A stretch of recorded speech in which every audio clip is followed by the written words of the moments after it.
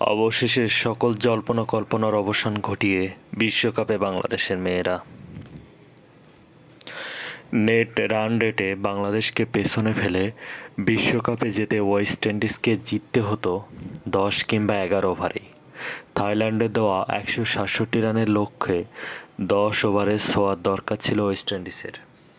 তবে স্কোর সমান হয়ে গেলে ছক্কা মেরে 11 ওভারের মধ্যে 172 রান করলেও বাংলাদেশকে টপকে যেতে পারত ক্যাবেরীয় মেয়েরা। ওয়েস্ট ইন্ডিজ সেটি পারেনি। 10.5 ওভারে 168 রান করে থাইল্যান্ডের বিপক্ষে 6 উইকেটে জিতেছে ওয়েস্ট ইন্ডিজ। এর ফলে নেট রান রেটে বাংলাদেশের পেছনেই থাকলো ওয়েস্ট ইন্ডিজ, আর বাংলাদেশ উঠে গেল বিশ্বকাপে। বাংলাদেশের net run rate +0.639, West Indies থেমেছে +0.626 নেট রান নিয়ে।